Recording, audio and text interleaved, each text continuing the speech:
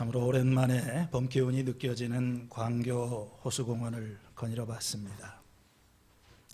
생명의 계절, 봄을 희망의 계절이라고 합니다. 참 춥고 칙칙하고 잿빛 분위기가 계속되던 이 땅에 푸른 빛이 돋아나고 벌써 목련이 피기 시작하더라고요. 거무튀튀했던 나무에 생명의 싹이 돋아나는 걸 보면서 참 희망이 생겼습니다. 다 죽은 줄 알았는데 살아있더라고요. 희망이라고 하는 것은 우리 인생의 고된 계절을 견디게 해주는 힘입니다. 아무리 사는 게 힘들어도 작은 희망, 잘 될 것이라고 하는 희망, 지금보다는 좀 나아질 것이라고 하는 희망이 있으면 우리는 절대 포기하지 않습니다. 에스겔의 시대 정신이라고 할까요? 그 시대의 분위기를 요약하는 한마디를 찾는다면 절망이라고 하는 말입니다. 에스겔은 극한 절망의 시기를 살았던 사람입니다. 자기가 태어나고 자라났던 이 나라가 무너져 내리는 것을 직접 경험했던 사람입니다. 대파국이라고 할까요? 수백 년 동안 지속이 되던 그 민족, 그들의 삶과 신앙을 지탱하던 기둥들이 한순간에 와르르 무너져 내리는 그 멸망을 경험한 시기, 자신의 삶의 모든 것을 의존하고 있던 그 나무의 뿌리가 다 뽑혀버려서 이제 사라져버리는 그 엄청난 위기 속에서 그는 절망을 경험하였던 것입니다. 에스겔이 선지자로 부름을 받은 것은 바벨론 유수가 있은 지 첫 번째 이 바벨론 보로가 있었던 5년째가 되던 해, 기원전 593년 7월에 그의 사역이 시작이 됩니다. 그로부터 6년 후에 이 느부갓네살의 두 번째 침공, 예루살렘 침공으로 예루살렘이 최종적으로 멸망을 하였다는 소식을 듣게 된 것은 기원전 587년경이었습니다. 이 예루살렘의 멸망이라고 하는 파국적인 역사적 사건을 그 전후로 하여서 에스겔은 부지런하게 하나님의 말씀을 전하였습니다. 이 예루살렘이 멸망하기 전까지는 주로 이 심판의 경고가 주종을 이루고 있고, 예루살렘이 멸망하였다는 소식이 전하여진 다음부터는 그들에게 회복과 구원의 메시지가 이제 두드러지게 되는 것입니다. 오늘 우리가 읽은 에스겔서 33장은 이 책의 전환점이 되고 있습니다. 이 심판의 메시지에서 구원의 말씀으로 넘어가는 회전축과도 같은 그런 것입니다. 특별히 오늘 이 33장의 맨 한가운데 있는 21절과 22절에 보면 여기에 두 가지 어떤 역사적인 사건에 대한 언급이 나옵니다. 첫 번째는 예루살렘에서 도착한 한 피난민이 그 성의 함락 소식을 전해줍니다. 아마 기원전 585년 1월경이었다고 학자들은 추산을 합니다. 한 5개월이 넘는 기간에 걸쳐서 이 행군을 통하여 마침내 그 멸망한 예루살렘에서 도망을 한 사람이, 그 성이 마침내 무너졌다, 함락하였다. 이 비극적인 사건을 전해주고, 두 번째, 그 사람이 도망하여 온 사람이 도착하기 전날 저녁에 주님의 권능이 나를 사로잡아서 나의 입을 열어주셨다. 우리가 이 에스겔서의 초반부에 보면은 그가 하나님의 선지자로 부름을 받은 직후부터 하나님께서 그의 입을 닫아버리셨어요. 말을 못하게 하셨는데, 거기서 말을 못한다고 하는 것은 심판의 말씀 외에는 다른 말씀을 전하지 못하도록 하나님께서 입을 막으신 것입니다. 그래서 이 에스겔의 입이, 이 멸망의 소식이 전해지는 그 순간에 에스겔의 입이 열렸다고 하는 것은 그의 어떤 새로운 사역이 이제 시작되는 전조라고 볼 수 있죠. 그동안 심판과 멸망의 메시지, 그리고 하나님의 진노에 관한 무시무시한 말씀 외에는 아무 말도 할 수 없었는데 이제 예루살렘의 멸망과 함께 그는 포로된 백성들에게 격려와 위로와 소망의 메시지를 전할 수 있게 된 것입니다. 오늘 이 에스겔서 33장의 이 전체적인 구조가 이렇게 되어 있습니다. 긴 것인데 한가운데에는 21절과 22절, 방금 말씀을 드린 대로 어떤 역사적인 사건, 예루살렘의 멸망에 대한 보도와 그리고 에스겔의 입이 열렸다고 하는 이 짤막한 코멘트를 중심으로 해가지고 이 앞쪽의 부분 1절에서 22절까지가 하나의 패널을 이루고 있고 그 다음에 23절에서부터 그 33절까지가 또 반대편의 패널을 이루고 있어요. 그래서 이 예루살렘의 멸망이라고 하는 이 시점을 중심으로 해서 1절에서 20절까지는 전체적인 흐름을 보면 이것은 멸망 직전에 마지막으로 에스겔이 그들에게 전한 메시지이고, 그리고 이 23절부터는 이 멸망의 소식이 전해진 다음에 그 다음부터 그 직후에, 그 사건 직후에 전한 말씀이다. 우리가 이렇게 이해를 할 수가 있습니다. 먼저 이 1절에서부터 20절까지는 에스겔이 그동안 해온 설교의 요약이면서 결론이라고 말을 할 수 있어요.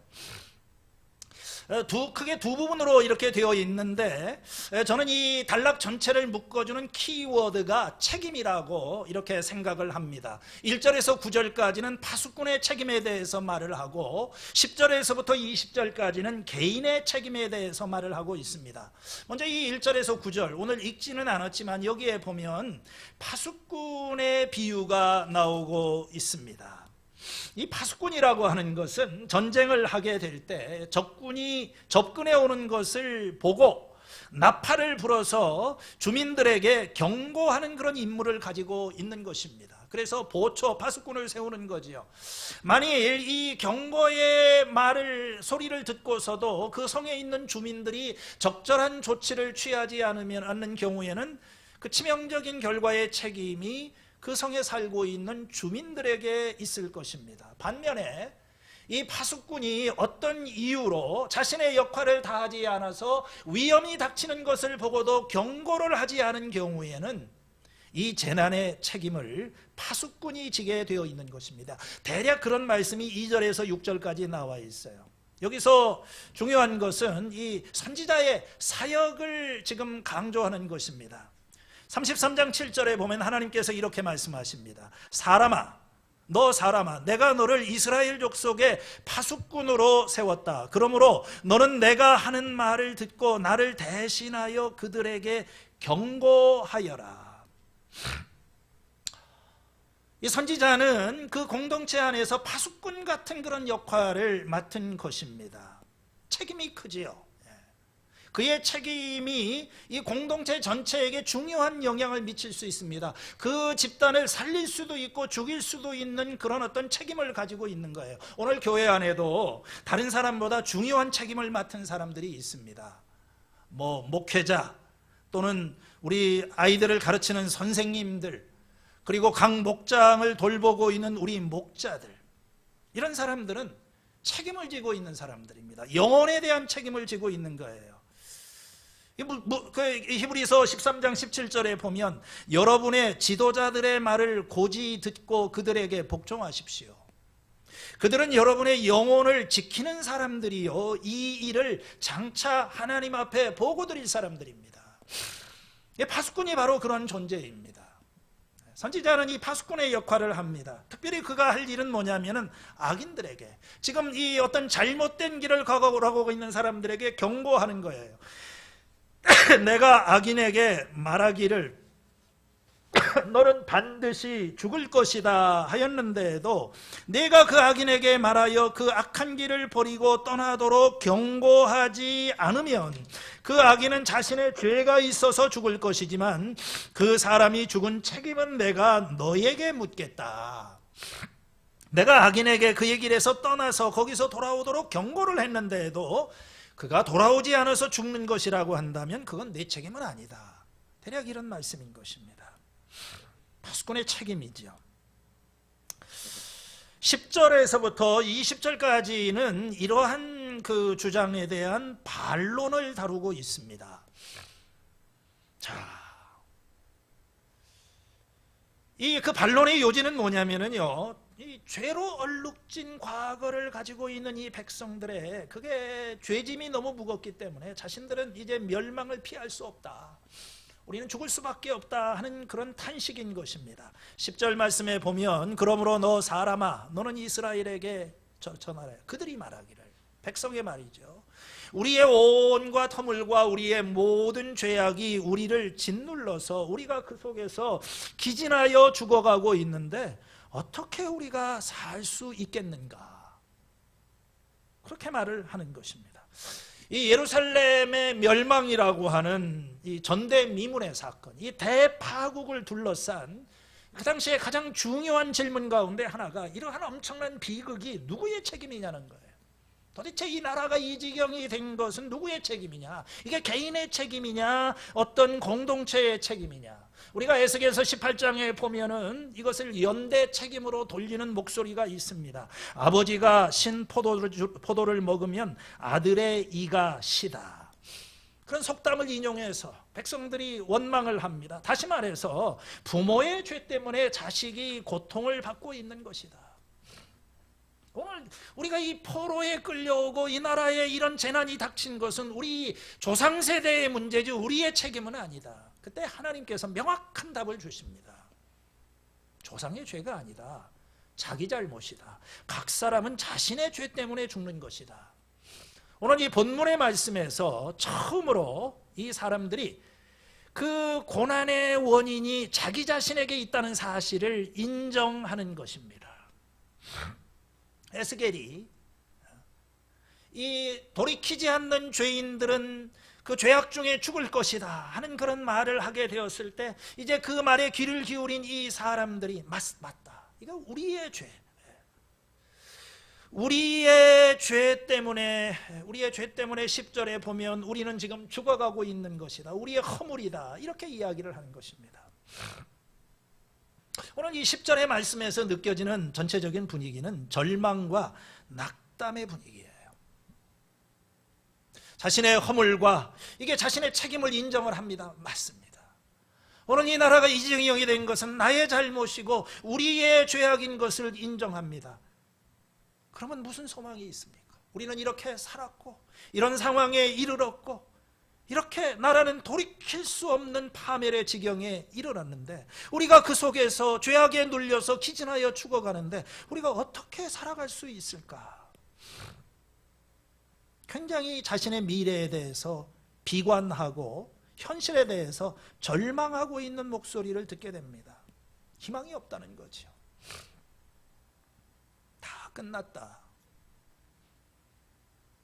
오늘 우리의 이 주변 상황과 우리 자신의 모습을 볼 때 이제 더 이상 희망을 갖는 것은 불가능하다. 그냥 우리는 이렇게 살다가 죄에 눌려서 허물과 죄를 짊어지고 기진하면서 신음하다가 우리는 그냥 이렇게 끝날 거다. 우리 이렇게 비슷한 생각할 때가 참 많아요. 소망을 잃어버린 사람들. 제가 그 시대를 살아보지 않아서 정확하게 다 이해는 못하겠지만 1905년에 우리나라 을사보호조약이 체결이 되었을 때 그 분위기, 아직 나라가 최종적으로 한일 합방이 되려고 하면은 5년의 기간이 남아 있습니다. 그러나 제가 생각하기에 벌써 이 을사보호조약을 통해서 외교권을 빼앗기고 주권의 상당 부분을 빼앗긴 상태 속에서 많은 백성들은 생각했을 거예요. 이 나라 끝났다. 이제 희망이 없다. 오늘 우리도 인생을 살아가면서 나의 실상, 우리 조국의 실상, 우리 공동체의 현실을 바라보게 되면 이런 절망감이, 아니 하나님, 내가 이렇게 허물과 죄에 짓눌려 살고 있는데 무슨 소망이 있습니까? 나부터 이렇게 헤매고 있는데. 체념적이고 절망적인 그런 목소리입니다. 11절은 이러한 생각에 대한 하나님의 반박의 말씀입니다. 너는 그들에게 전하여라. 나 주 하나님의 말이다. 내가 나의 삶을 두고 맹세한다.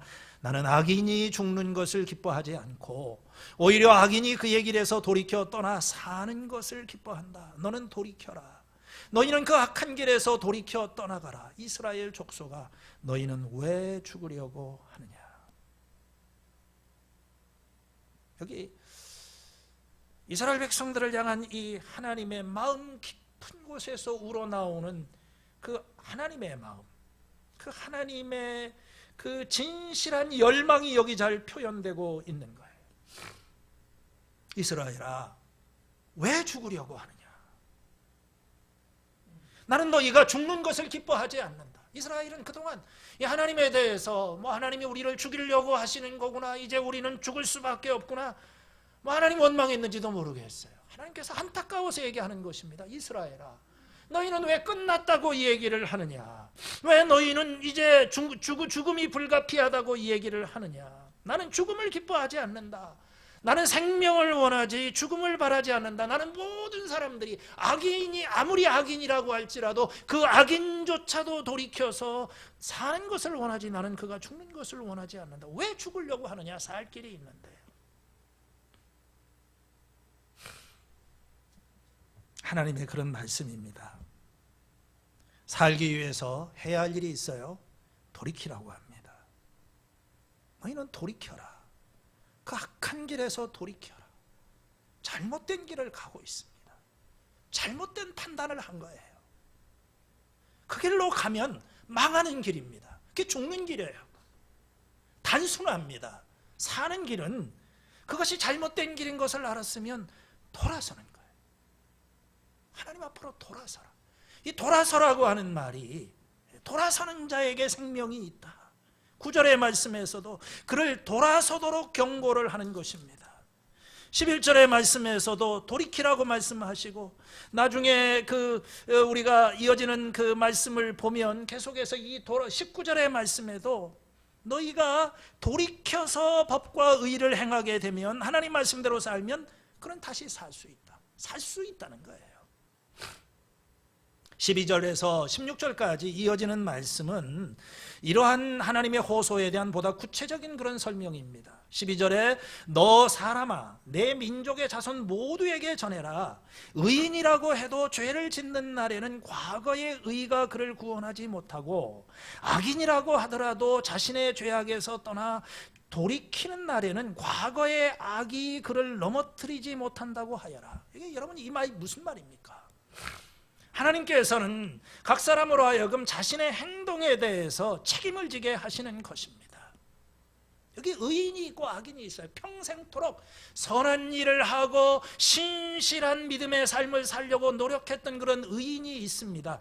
그런 의인이라고 할지라도 죄를 짓는 날에는 그 의가 그를 구원하지 못할 것이다. 과거의 의가 그를 구원하지 못한다. 여기 악인이 있어요. 평생토록 못된 짓만 하고 정말 사람들의 마음에 그 고통을 주었던 이 악인이 있습니다. 그런데 이 사람이 나이가 들어가지고 어떻게 하나님을 믿게 되고 하나님 앞으로 돌아오게 돼요. 그러면은 그가 돌이키는 날에는 과거의 악이 그를 넘어뜨리지 못한다고 하여라. 여러분, 과거가 중요하지 않습니다. 지금이 중요한 거예요. 아무리 선한 일을 하였던 사람이랄지라도 지금 악한 길을 선택하면 그는 죽습니다. 아무리 부끄럽고 악한 길을 살았어도 지금 돌이키면 살 수가 있는 거예요. 굉장히 위로가 되는 말씀이기도 하고 도전이 되는 말씀이기도 합니다. 이 말씀이 우리에게 위로를 주는 것은 악한 과거가, 우리의 실패한 과거가 우리의 현재와 미래를 가두어 놓을 필요가 없기 때문에 그런 거예요. 돌이키면 우리는 살 수 있습니다. 이 말씀이 우리에게 도전이 되는 것은 내가 과거에 의로웠다고 그래서 그 과거의 선한 행실이 나를 끝까지 보장해 주지는 않는다는 거예요. 정신 안 차리고 마지막에 하나님을 거부하고 떠나가게 되면 그 사람은 멸망으로 갈 수 있다. 에스겔은 개인의 책임을 설파하고 있는 것입니다. 굉장히 독특한 말이에요. 지금 이 포로기에 어떤 모든 것이 무너져 내린 이 재난의 상황 속에서 이 책임이 누구냐, 하면서 서로를 원망하고 또 책임을 전가하고 비난을 하는, 우리 여러분 요즘 우리도 그렇지 않습니까? 국가가 어려움에 처하게 되면은 이 나라가 잘못되는 것은 누구 때문에 그렇고, 여당은 야당 때문에 그렇고, 야당은 여당 때문에 그렇고, 백성은 지도자 때문이고, 그리고 또 무슨 고용주 때문이고, 이 회사가 잘못되는 건 누구 때문이고 너 때문에 세상이 이렇게 힘들다, 교회 때문에 세상이 이렇게, 온갖 얘기를 하지만 성경이 얘기하는 것은 그건 개인의 선택이라는 거예요.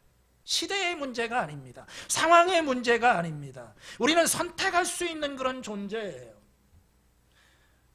선택은 언제나 자유입니다. 우리의 삶은 기계적으로 결정이 된 게 아니라는 거예요.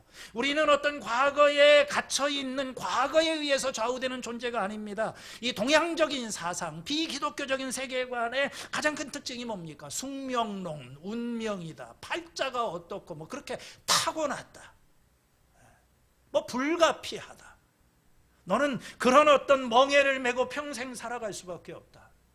성경은 그렇게 얘기를 하지 않아요. 여러분, 선택할 수 있습니다. 하나님께서 창세기 첫 부분에서부터 선악과를 네가 선택하라고 하신 거예요. 네가 죽음을 선택할 수도 있고 멸망의 삶을 선택할 수 있다. 여러분들, 애들 인터넷 못 보게 하려고 지금 마음이 조마조마하지요. 결국 자기 선택입니다. 우리가 막을 수는 없는 거예요. 이런 말에 대해서 다 지금이라도 선택하면 살 수 있다. 그러나 지금 돌이키지 않으면 망할 수 있다. 17절은요, 이런 그 말씀에 대한 이게 또 추가적인 반론입니다. 그런데 내 민족 모두가 주님께서 하시는 일이 공평하지 못하다고 말한다. 자, 이스라엘 백성들이 하나님의 하시는 일에 이의를 제기합니다. 자신 이해가 안 된다는 거예요. 하나님 하시는 일이 이해가 안 돼요. 아니, 이게 하나님께서 인간을 다루시는 방식이라고 한다면 이건 너무 불공평하지 않느냐. 어떻게 한평생 악을 행하고 마지막 순간에 가서 회개하고 돌이킨 사람이 구원을 받는다고 한다면, 아니, 그리고 평생 동안 이렇게 선한 일을 했던 사람이 인생의 마지막 순간에 하나님을 배반했다고 해서 그 사람이 심판을 받아야 한다면 이거 불공평하지 않아요. 우리 상식이 그렇죠. 적선을 해놓고 그동안 쌓은 공로가 있는데 그거 아니라는 거예요. 하나님께서 이 사람들에게, 항변을 하는 그들에게, 불의한 것은 내가 아니라 너희들 자신이다. 공평하지 못한 것은 오히려 너희다. 그러면서 주님께서 그들에게 각 사람은 자신의 한 일에 따라서 심판을 받는다. 악인이라도 그 길에서 돌이키면 살 것이고 의인이라도 그 의로운 일에서 돌이키면 죽을 것이다.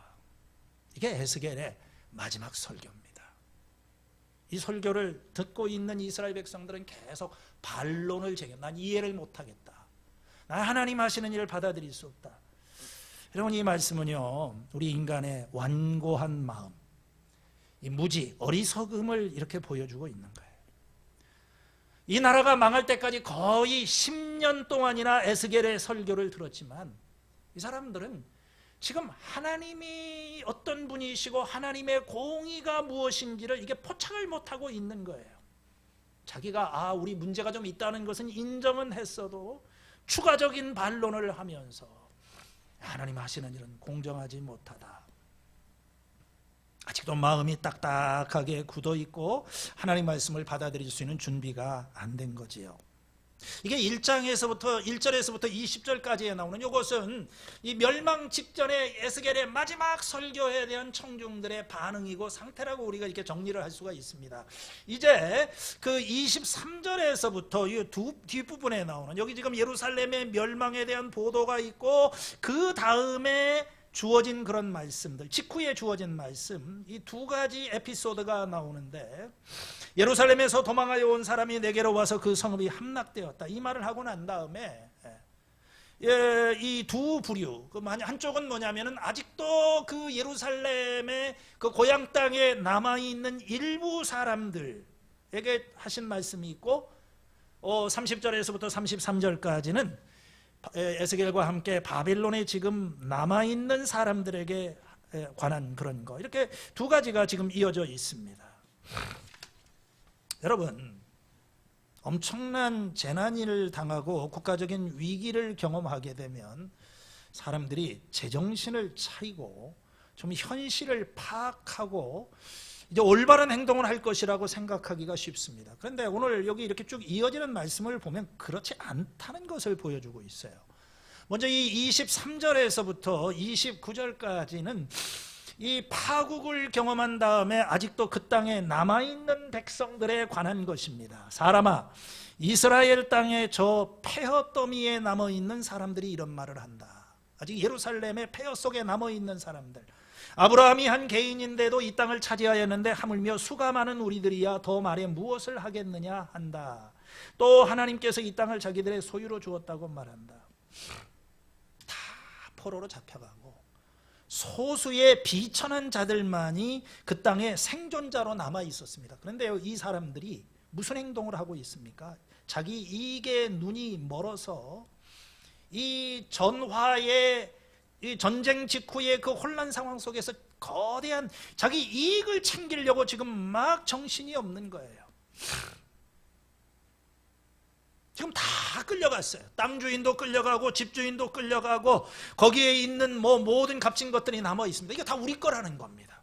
그러면서 뭐라고 이 얘기를 합니까? 아브라함은 한 사람이었는데도 이 땅 전체를 차지했다고 하면 우리가 하물며 수가 많은 우리들이야 더 말해 무엇하겠느냐. 이 땅 하나님께서 우리에게 주신 것이다.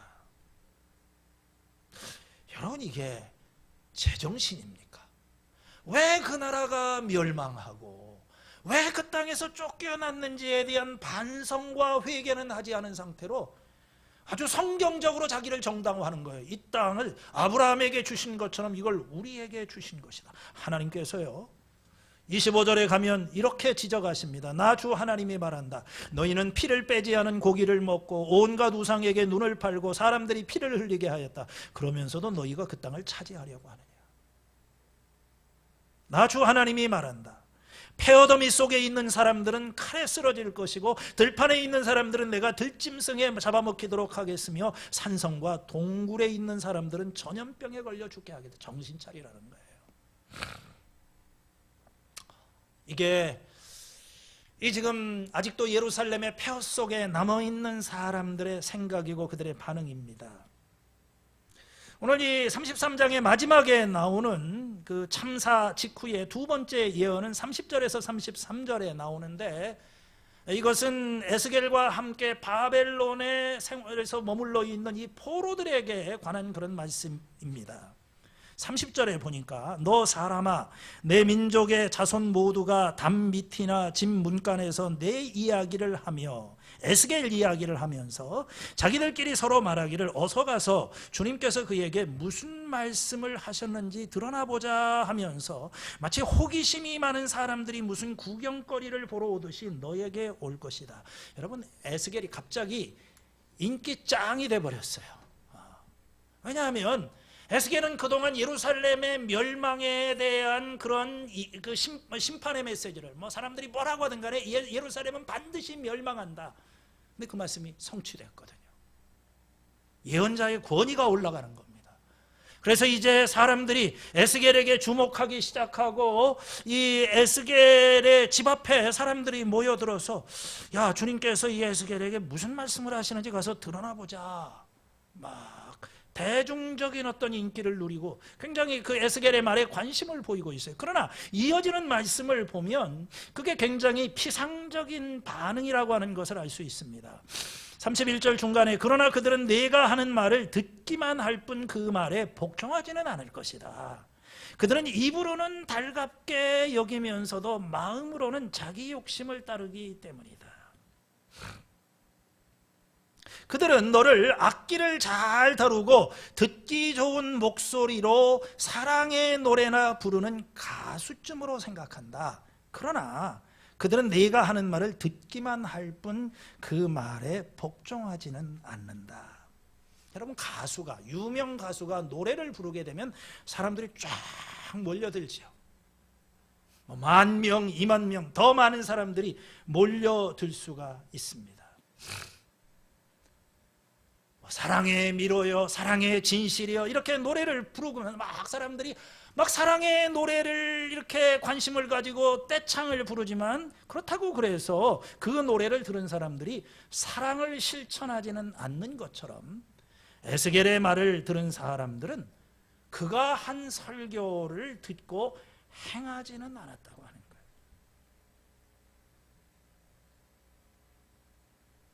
그들이 너를 악기 잘 다루고 듣기 좋은 목소리로 사랑 노래 부르는 가수 정도로 생각을 한다.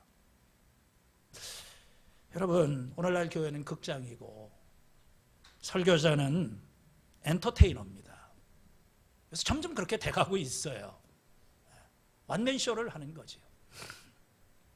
듣기 좋은 말하고 설교 잘하고 또 사람을 즐겁게 하는 곳에 사람들이 이렇게 몰려듭니다. 얼마나 이 좋은 세상입니까? 뭐 현장에 모이지 않아도 요즘 이제 온라인 코로나를 가게 되면서 이 교계의 추세가 변하고 있지요. 다 이 온라인의 세계 속에는 한 사람이, 이 스타 한 사람이 있으면 다 몰리는 거예요. 큰 교회도 다 문 닫습니다. 설교 잘하는 소수의 목사님들에게로 사람들이 몰리는 거예요. 유튜브 틀어놓고 온라인 예배를 하면서 사람들이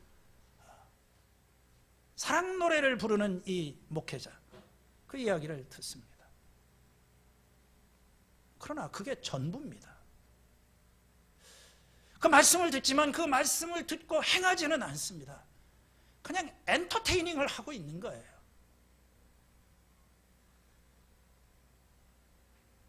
그냥 여기저기 요즘 뭐 이렇게 쇼핑을 하고 뭐 설교 쇼핑하고 다니는 겁니다. 이리저리 돌아다녀. 아, 이 양반 설교 잘하더라. 뭐 은혜가 된다.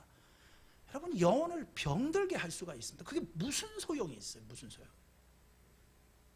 놀고 우리가 그래서 도대체 이게 무슨 의미가 있는 겁니까? 지금 에스겔이 그런 상황에 놓여져 있는 거예요. 삶의 변화는 일어나지 않습니다. 이게 설교자의 심각한 고민입니다. 사람들이 노래 잘하는 가수쯤으로 생각을 하는 거예요.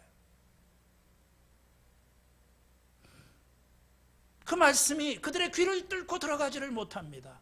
그 말씀이 그들의 무디어져 있는 이 마음을 변화시키지는 못해요. 참 우울한 현실입니다. 참 우울한 그림이에요. 지금 이 상황이 나라가 망하고 성전은 파괴되고 하나님의 무서운 심판과 진노가 눈앞에 생생하게 펼쳐지고, 그것을 경험한 직후에 예루살렘에 있는 사람이나 바벨론에 있는 사람이나 변한 게 없어요. 신앙생활이 그냥 엔터테이닝이 되고 있는 거예요. 예배를 드리지는 않습니다. 그냥 설교를 틀어놓고 뭐 이것도 하고 저것도 하다가, 우리 현실은 이게 누구의 이야기일까요?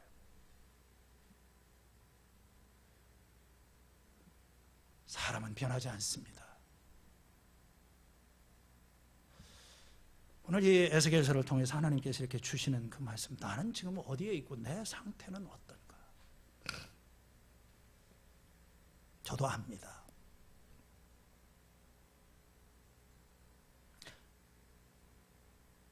제 설교가, 하나님의 성경을 듣는 게 여러분들을 변화시키지 못한다는 것, 그게 쉽지 않다는 걸 알아요. 우리에게는 뿌리 깊은 죄성이 있습니다. 예배를 드리러 나와 있지만 그들의 입으로는 달갑게 여기면서도 마음으로는 자기 욕심을 따르는 사람들이다. 마음의 우상을 드리고 있는 그런 사람들에게 하나님께서 무슨 응답을 하시고 무슨 복을 주시고 뭐가 새로워지겠어요?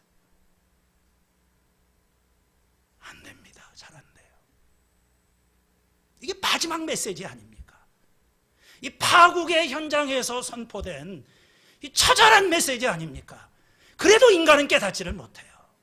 그래도 인간은 돌이키지를 않습니다. 망해야 알아요. 대개 바닥을 치고 아주 밑바닥에 가야지만 그때야 하나님의 말씀이 진리이고 여호와가 살아계신 하나님이라고 하는 걸 그때 알게 된다는 거예요. 오늘 에스겔서 33장의 요점은 개인의 책임에 관한 겁니다. 오늘 우리 국가의 상황이건 교회의 상황이건 원망도 많고 불평도 많고 이런저런 얘기가 있지만 자신의 선택이라고 하는 거예요. 우리의 운명은 결정된 것이 아니다. 지금이라도 돌이켜서 구원을 받을 수 있다. 왜 죽으려고 하느냐? 왜 그걸 운명이라고 얘기를 하느냐? 왜 안 된다고 얘기를 하느냐? 스스로 만들어 놓은 감옥 속에서 희망이 없다고 생각하고 살아가는 사람들이 우리에게 너무 많지 않습니까?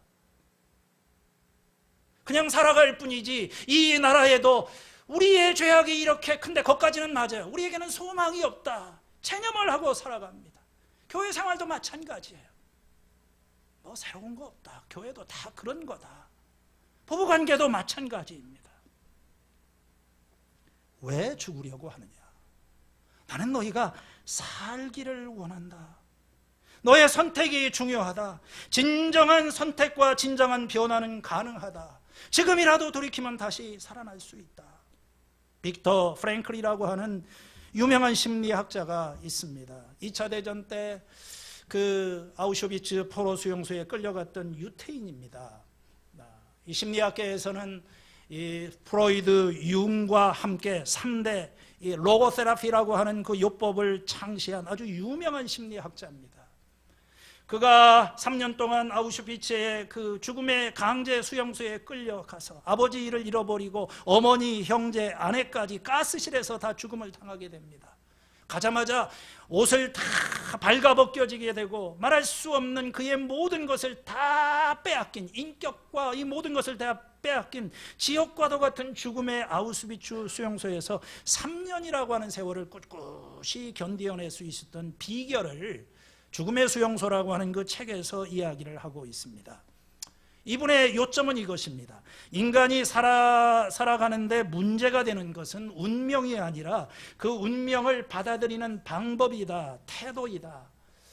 이 나치 독일과 사람들이 한 인간에게 모든 것을 빼앗아 갈 수 있지만 한 가지는 빼앗아 갈 수 없다. 어떤 상황에 놓이더라도 삶에 대한 나의 선택, 태도, 이 자유로 선택할 수 있는 것은 그건 나에게는 선택의 자유가 있다.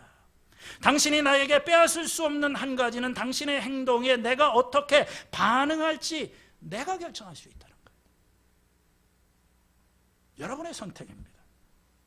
요즘 교회가 이렇게 교회 생활을 보고 세상이 돌아가는 걸 보고 참 이 마음속에 우울한 생각이 들 때가 많습니다.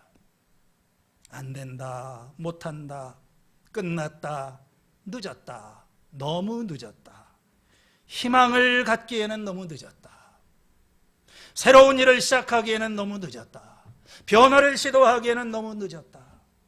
지구의 이 온난화나 이런 것이 환경 파괴가 너무 심하기 때문에 이제 지구를 구하기에도 늦었다. 그냥 이렇게 살다가 죽는 것이다. 늦었다고 생각할 때가 가장 빠른 때라고 하는 말이 있어요. It's not over till over. 끝날 때까지는 아직 끝난 게 아니라고 하는 그런 말도 있습니다. 아직 끝난 게 아니에요. 희망이 있습니다. 살 길이 있습니다. 그 희망은 하나님에게 있습니다. 인간의 모든 희망이 사라질 때, 우리 앞에 놓여 있는 모든 현실적인 가능성들이 다 사라져갈 때 하나님이 계시는 거예요. 창조주 하나님이 계시는 것입니다. 그 하나님은 인간의 절망을 희망으로 바꾸시는 분이십니다. 무에서 유를 창조하시는 분이십니다. 무너진 삶을 다시 세우는 것은 하나님만이 있는 거예요. 그래서 에스겔은 이 하나님의 구원을 우리가 34장에서부터 48장까지 가게 되면 하나님이 하실 일을, 이게 끝은 아닙니다. 하나님은 그 백성을 그대로 두실 수가 없어요. 그래서 그들의 역사에 개입하시고 그들에게 구원을 보여주시고 하나님께서 그들을 그 땅으로 돌아오게 하시고 그들의 국가를 회복시켜 주시고 자연계를 회복시켜 주시고 리더십을 회복시켜 주시고 그리고 그들의 내면을 변화시켜 주시어서 새 영과 또 새 마음을 그들에게 허락해 주셔서 그들로 하여금 하나님의 율법을 지키며 주님의 백성으로 살아갈 수 있도록 성령을 부어주실 것이다. 새로운 언약을 맺을 것이다. 이게 복음인 것입니다. 그렇기 때문에 우리에게는 희망이 있는 거예요. 이 말씀을 따라서 예수님이 세상에 오셨고 그 예수님 안에서 나타난 하나님의 사랑과 하나님의 능력이 있기 때문에 그 누구도 막을 수 없는, 죽음조차도 막을 수 없는 이 하나님의 약속과 하나님의 말씀 안에 희망이 있는 거예요.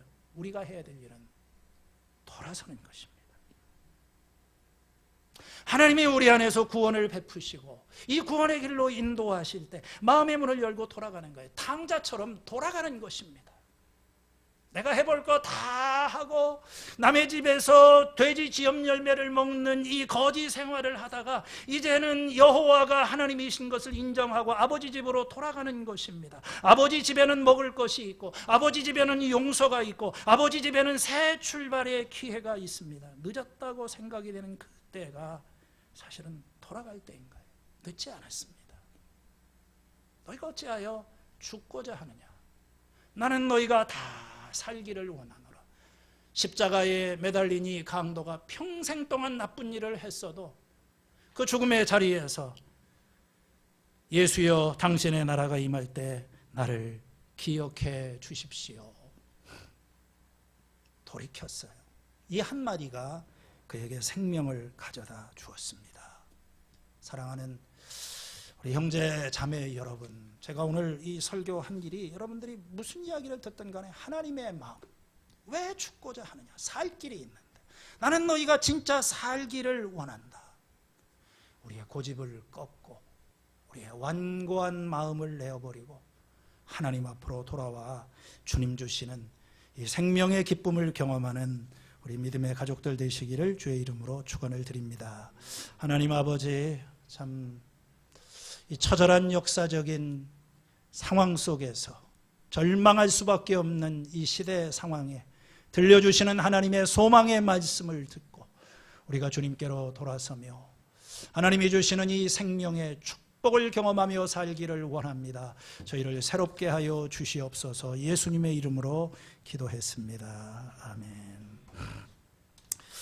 우리 자리에서 일어나셔서 말씀을 생각하시며 우리